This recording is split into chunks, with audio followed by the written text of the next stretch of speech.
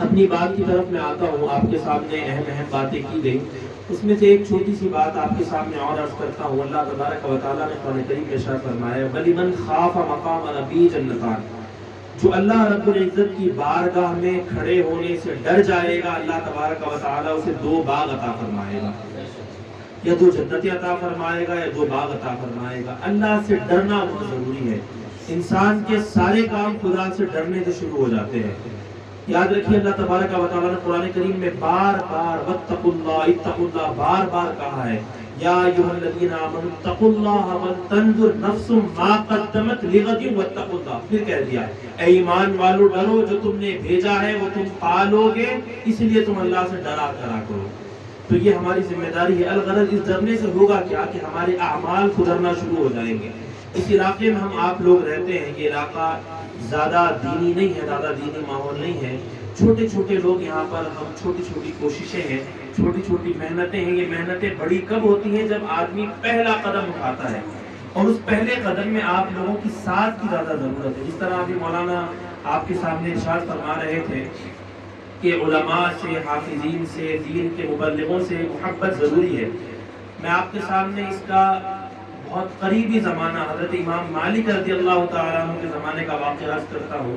حضرت امام مالک رضی اللہ تعالیٰ عنہ کے زمانے میں جو بادشاہ تھا ہارون رشید، اس نے یہ کہا کہ میں چاہتا ہوں کہ آپ میرے بیٹے کو دین سکھائیں. تو آپ ایک جگہ پر بیٹھتے تھے، وہاں پر دین سکھایا کرتے تھے. کہا لیکن میں یہ چاہتا ہوں کہ آپ جو دین سکھائیں گے وہ میرے محل میں آ کر سکھائیں گے. تو آپ نے بڑی سختی سے کہا کہ ہارون رشید، یہ اللہ کے رسول صلی اللہ تعالی علیہ وسلم کی حدیثیں ہیں، میں اسے تیرے دربار میں آ کے رسوا نہیں کروں گا. اگر تیرے بچے کو دین سیکھنا ہے تو اسے کہ محل سے باہر آئے، اور جہاں عام بچے بیٹھ کر دین سیکھتے ہیں وہاں پر. اس نے بھی کیا عرض کرا، حضرت مجھے یہ شوق نہیں تھا، میں تو آپ کو آزمانے کے لیے کہہ رہا تھا. آپ کو الغرض اس نے اپنے بچے کو آپ کے پاس تعلیم کے لیے بھیج دیا. ایک دن ہارون رشید گزر رہا تھا تو اس نے دیکھا کہ ہارون رشید کا جو لڑکا ہے، بادشاہ کا جو لڑکا ہے، جو اپنے آپ میں آنے والے وقت کا بادشاہ ہے، جو شہنشاہ ہے اس وقت، وہ اپنے استاد حضرت امام مالک رضی اللہ تعالیٰ عنہ کو وضو کروا رہا تھا. تو وضو کرواتے ہوئے ہاتھ میں لوٹا پکڑا اور وضو کروا رہا ہے. تو بادشاہ نے جیسے ہی دیکھا تو بادشاہ گھوڑے سے نیچے اترا اور تیزی سے استاد کی طرف جانے لگا. تو لوگوں کو خیال آیا کہ بادشاہ جو ہے ڈانٹے گا، کہے گا کہ آپ نے ٹھیک ہے چلو آپ استاد ہیں، لیکن یہ تو نہیں، یہ تو میرا بیٹا ہے اور آپ نے میرے بیٹے سے اپنے وضو کروا رہے ہیں. تو وہ قریب گیا. جب بالکل قریب پہنچ گیا، لوگوں کو یہی گمان تھا کہ استاد کو کچھ نہ کچھ کہے گا. جب قریب گیا، جا کر اس نے اپنے بیٹے کی گردن پر ہاتھ مارا اور ہاتھ مار کر کہا کہ تو وضو کروا رہا ہے، ایک ہاتھ سے وضو کروا رہا ہے اور دوسرا ہاتھ تیرا خالی ہے، ایک کام کر، ایک ہاتھ سے لوٹا پکڑ اور دوسرے ہاتھ سے اپنے استاد کے پیر دھونا شروع کر دے. اگر علم دین یا یہ چیزیں حاصل ہوں گی تو ادب سے حاصل ہوں گی، اور آپ کے علاقے میں آ کر محنت کرتے. اور یاد رکھیے آقا، آپ کے اور میرے آقا و مولا حضور اکرم صلی اللہ تعالی علیہ وسلم نے ہجرت فرمائی ہے. مکہ معظمہ سے مدینہ منورہ ہجرت کری ہے. ہجرت کسے کہتے ہیں؟ ہجرت کا مقصد یہ نہیں ہے کہ جو ہم نے سن لیا ہے. ہجرت وہ ہے جو دین کے لیے کی جائے، وہ عمل جو اپنے گھر سے نکلا جائے.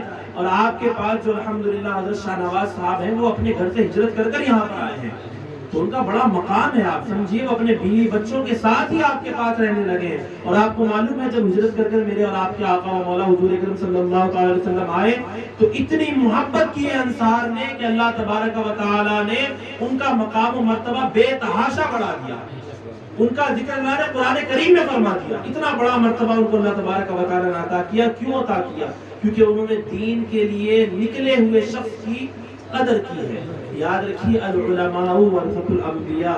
اب یاد رکھیے ایک چیز ہے، ہم بھول جاتے ہیں اور یہ بڑا کہا جاتا ہے کہ صاحب اب تو وہ بات نہیں رہی، اب تو وہ مولانا نہیں رہے، اب تو وہ حفاظ نہیں رہے، اب تو وہ مولوی نہیں رہے. یاد رکھیے قیامت تک کوئی نبی آنے والا نہیں ہے اس امت کے اندر، اور سب سے لمبا طویل عرصہ اسی امت کو گزرے گا.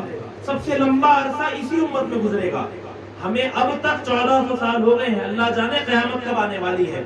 تو اب تو کوئی نبی آنے والا نہیں ہے. ما کان محمد ابا احد من رجالکم ولکن رسول اللہ وخاتم النبیین، نبوت کا دروازہ بند کر دیا اللہ تبارک و تعالیٰ نے اپنے نبی کے اوپر، تو اب نبی آنے والے نہیں ہیں، تو دین کی تبلیغ کس سے ہونی ہے؟ تو میرے نبی نے فرمایا دین کی تبلیغ، اللہ قرآن میں فرماتا ہے انما یخشی اللہ من عبادہ العلماء، لوگوں تم جانتے ہو اللہ سے ڈرنے والے کون لوگ ہیں؟ وہ علماء ہیں جو اللہ سے ڈرا کرتے ہیں۔ انما یخشی اللہ من عبادہ العلماء، بے شک اللہ سے ڈرنے والے جو لوگ ہیں وہ تو علماء ہیں۔ تو علماء کی ہمیں قدر کرنی ہے، حفاظ کی ہمیں قدر کرنی ہے۔ اللہ تبارک و تعالیٰ نے قرآن کریم میں کیا ارشاد فرمایا لو انزلنا هذا القرآن على جبل لرأيته خاشعا متصدعا من خشیۃ اللہ، اگر ہم اس قرآن کو پہاڑ پر نازل کر دیتے تو اس کی خشیت سے یہ پہاڑ ریزہ ریزہ ہو جاتا۔ تو آپ کے درمیان تو ایک حافظ قرآن موجود ہے، کوئی چھوٹی موٹی شخصیت ہے آپ کے پاس، ہمیں قدر کرنے کی ضرورت ہے علماء کی۔ اور یاد رکھیے شیخ سعدی نے فرمایا تھا دین غریبوں سے چلا ہے غریبوں میں رہ جائے گا۔ یاد رکھیے خدمت غربا کریں گے اس کے، کیونکہ جس کے پاس دولت آ جاتی ہے اس کا نہ تو کوئی پیر ہوتا ہے نہ کوئی مولوی ہوتا ہے اس کے لیے، جس کے پاس مقام و مرتبہ عہدہ ہو جاتا ہے نہ وہ کسی کو اپنا پیر مانتا ہے نہ کسی کو اپنا استاد نہیں مانتا۔ یہ تو غریب، آپ کسی زمانے کو 1,24,000 انبیاء کرام آئے ہیں، آپ کسی ایک کی تاریخ اٹھا کر دیکھ لیجئے، جتنے لوگ ان کے چاہنے والے تمام غربا تھے، تمام غربا تھے۔ جب حضور دین لے کر آئے تو کسی سردار نے مانا، عتبہ نے مانا، شیبہ نے مانا، ابو جہل نے مانا نہیں مانا، ابو لہب نے مانا نہیں۔ حضرت ابو سفیان آخر میں فتح مکہ کے بعد ایمان لائے، کون لوگ ایمان لائے ہیں؟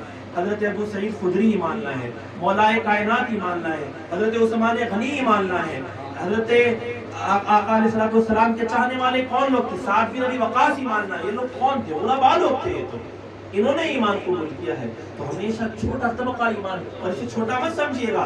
یاد رکھیے میرے اور آپ کے نبی نے فرمایا کہ یہ میرے نبی نے جو غربت لی ہے وہ غربت ان کی جو اللہ کے رسول صلی اللہ تعالی علیہ وسلم کو اللہ نے غربت دی ہے وہ نبی کی اختیاری غربت ہے۔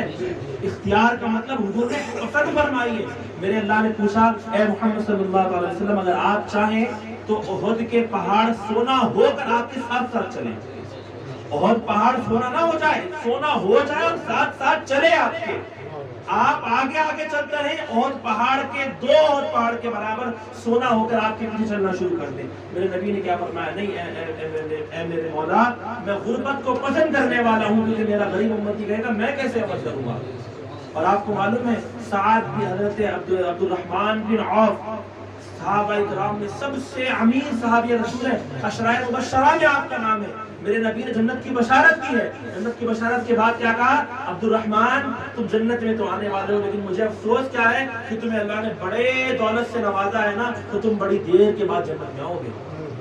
اور اللہ کے رسول نے غریبوں کے لیے کیا کہا ہے کہ میرے غریب امتی امیروں سے 500 سال پہلے جنت کے اندر چلے جائیں۔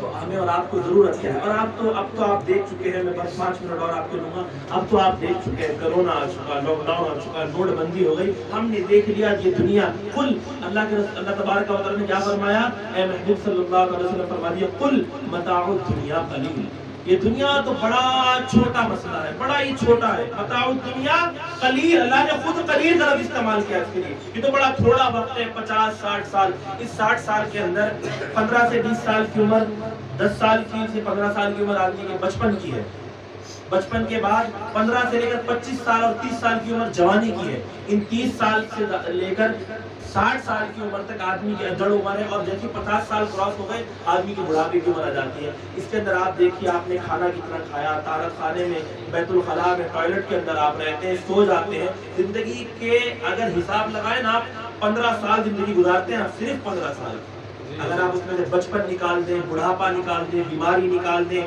کھانا کھانے کا وقت نکال دیں، سونے کا، ہم کم سے کم 8 گھنٹے سو جاتے ہیں، یہ وقت نکال دیں۔ ان 15 سال کی زندگی کے لیے اتنی محنت، اتنی کوششیں، اتنی جد و جہد کرتے ہیں، اور اس کے بعد ہم کیا دیکھتے ہیں؟ ایک مکان بنانے کے لیے محنت کرنی پڑتی ہے، اور ہمیں کیا لگتا ہے جنت میں ہم جائیں گے اور ہمیں مکان مل جائے گا، ایسا نہیں ہوگا بالکل بھی۔ یاد رکھیے یہ دھوکے میں ڈال دیا، کسی نے آپ کو یہ کہا ہے نا کہ صرف دامن پکڑی اور نکل جائیے، دھوکے میں ڈال دیا آپ کو کسی نے۔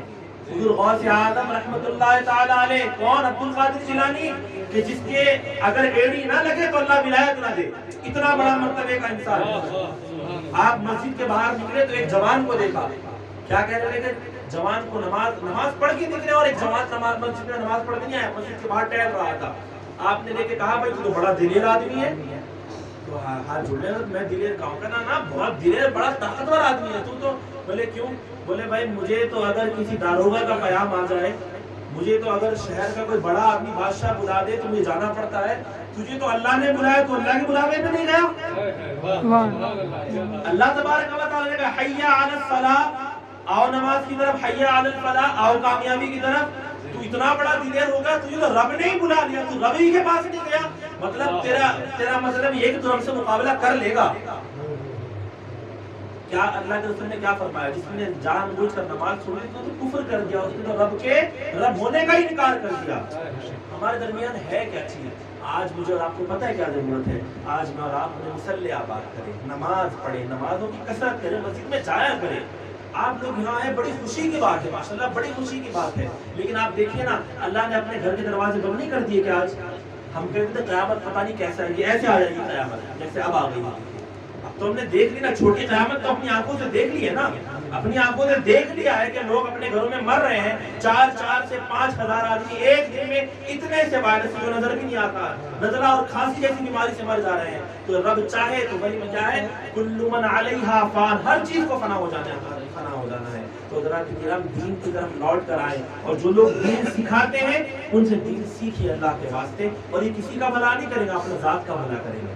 अल्लाह के बारगाह में आपको जाना है, हाजिर होना है। जो लोग आपको दीन सिखाते हैं, अच्छी बातें सिखाते हैं, उनसे जुड़िए, उनकी मदद कीजिए। इसलिए नहीं, अल्लाह के रसूल सल्लल्लाहु ताला अलैहि वसल्लम की ज़ाहिरन बहुत लोगों ने मदद की, तो क्या हुजूर को मदद की जरूरत थी? क्या नहीं मदद की जरूरत थी? क्या हज़रत उस्मान गनी रात और माल हज़रत उस्मान गनी ने दिया है।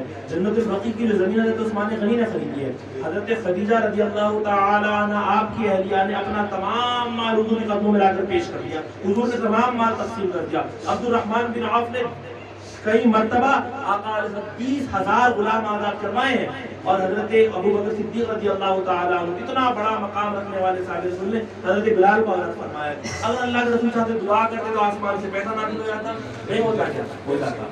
लेकिन अल्लाह के रसूल ने ये बता दिया कि जब क्या है, अल उलमाउ, याद रखिए, अल उलमाउ वरसतुल अंबिया, उलमा अंबिया के वारिसीन है, कि जो लोग दीन सिखाने वाले हैं। और ऐसा नहीं फरमाया हुजूर ने, पता क्या फरमाया? हुजूर ने फरमाया, ऐ मेरे सहाबा, उलमा का क्या मर्तबा है पता है तुम्हें? जिस तरह मेरा मर्तबा तुम्हारे दरमियान है, वैसा आम आदमी के दरमियान एक आलिम का मर्तबा है।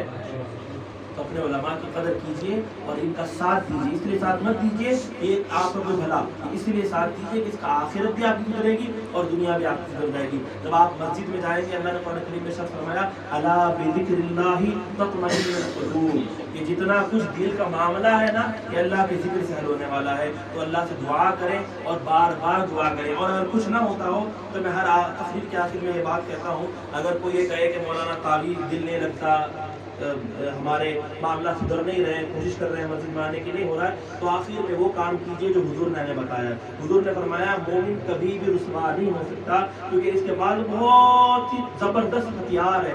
तो साहबा ने पूछा रसूलुल्लाह सल्लल्लाहु अलैहि वसल्लम, वो क्या हथियार है? हुजूर ने फरमाया, वो दुआ है इसके पास।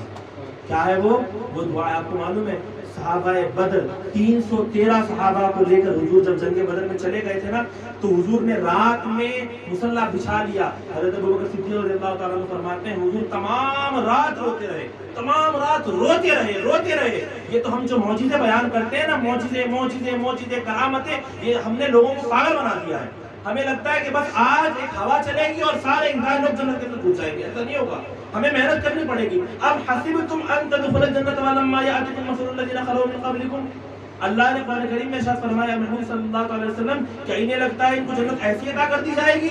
अभी तो इनको पहले की उम्मतों की तरह आजमाया भी नहीं गया है, अभी तो इनके ऊपर भट्टी तपाई नहीं गई। ये मैं इसलिए नहीं कर रहा हूँ कि आप रुसवा हो जाए, इसलिए कि जब आदमी डरता है तो आदमी सीधा चलता है। हमें मालूम होता है ना कि मास्क खरीद के 2000 रुपए देने हैं तो मास्क लगा के जाते हैं। जब हमें मालूम होता है ना चलान कटने वाला तो हम हेलमेट पहन के जाते हैं। इसलिए अल्लाह ने क्या फरमाया, वलिमन खाफ मकाम रब्बिही जन्नतान, जो मेरे सामने खड़ा होने से डर जाएगा उसे तो मैं 2 जन्नतें अता कर दूंगा। तो डरिए अल्लाह के। तो मैं अर्ज कर रहा था, अपनी बात को खत्म कर रहा हूँ 1 मिनट में, कि अल्लाह के रसूल सल्लल्लाहु अलैहि वसल्लम ने जंग बदर में दुआ करी। कितनी दुआ करी? حضرت ابوبکر فرماتے ہیں کہ حضور سجدے میں سر رکھا، اس قدر روتے رہے کہ آپ کے دونوں کندھوں کے مبارک، دونوں کندھوں کے درمیان ایک چادر تھی، وہ سر تک تھی آپ کے، آپ اس قدر روتے رہے کہ وہ سرکتے ہوئی کمر تک آ گئی۔ میں نے پھر اٹھا کر آپ کے جو ہے کندھوں پر رکھ دی، پھر وہ سرکتے ہوئے آپ کی کمر تک آ گئی، پھر میں کئی مرتبہ یہ کرتا رہا۔ حضور ساری رات دعا کرتے رہے۔ میں گھبرا کر میں نے سوچا، میں نے کان لگائے تو پتہ ہے آپ نے کیا فرمایا؟ آپ نے کیا عرض کیا اللہ تبارک و تعالیٰ سے؟ اللہ سے عرض کیا ہے مولا یہ 313 ہی میری محنت ہے، میں ان 313 کو لے کر آیا ہوں، یہ حبیب کو منانے کا طریقہ ہے۔ کیا کہا؟ اے مولا اگر یہ 313 آج ختم ہو گئے نا تو پھر قیامت تک تیرا بھی نام لے گا کوئی اس کائنات میں نہیں ہوگا۔ یہ تو محبت کے الفاظ ہیں، لیکن کیا حضور نے کیا آپ کو معلوم ہے جب کبھی آپ مشکل حالات دیکھیں، حضور تو نبی تھے نا، معجزہ کر سکتے تھے نا، امت کو کیوں بتایا اس چیز کے بارے میں کہ میرے جانے کے بعد امت معجزوں اور کرامتوں پہ نہ لگ جائے؟ یہ تو وقتیہ چھوٹی چیزیں ہیں، کرامتیں اور معجزے حضور نے اپنوں کو نہیں دکھائے، غیروں کو دکھائے۔ تو ابو جہل نے کہا ہے کہ اگر آپ چاند کو توڑ دیجئے، ابو جہل نے کہا کہ کنکری ہاتھ میں لائے ہیں پڑوا دیجئے، کسی غیر نے کہا ہے کہ اگر پیڑ چل کر آئے گا تو میں آپ پر کلمہ پڑھوں گا، ابو بکر نے کبھی کہا ہے کہ ایسا کر دیجئے تو میں آپ کو مانوں گا، عثمان نے کہا ہے کبھی، آپ نے کسی حدیث میں سنا ہے عمر نے کہا ہے کہ اے مولا حضور اکرم صلی اللہ علیہ وسلم اگر آپ ایسا کر دیں گے تو میں اور ایمان میرا ایسا ہو نہیں؟ عثمان نے کہا ہے، مولا کائنات نے کہا ہے، عبد الرحمن بن عوف نے کہا ہے، سلمان فارسی نے کہا ہے، کسی نے بھی نہیں کہا، ایمان لانے سے پہلے کہا ہے، پوچھا ہے، دلیل مانگی ہے، لیکن جب ایمان لیا تو ختم، جب جس کے ہو گئے ایک مرتبہ ہو گئے۔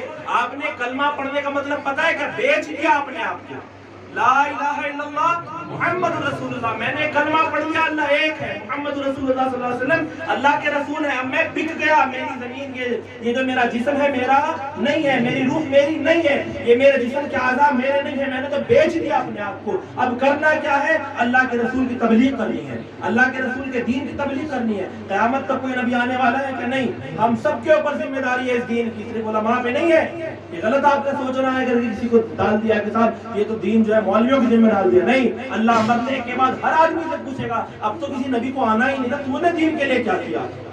کہ نہیں مولا میں نے، اے مولا میں نے محنت کی ہے، میرے مولا کائنات اللہ تبارک و تعالیٰ سے عرض کرے گا، اللہ تبارک و تعالیٰ رب ذوالجلال میں نے محنت کی تھی، اپنی اولاد کو دین سکھانے بھیج دیا تھا، میں نے محنت کی تھی، میں نے اپنا آپ کو بدلا تھا، مجھے نہیں پتا تھا دین کے مسائل میں عالم کے پاس آ کر دین سیکھتا تھا، ہاں میں نے محنت کی تھی، میں نے نماز کا طریقہ سیکھا تھا، اگرچہ بڑھاپے میں سیکھا تھا، میں نے سیکھا تھا۔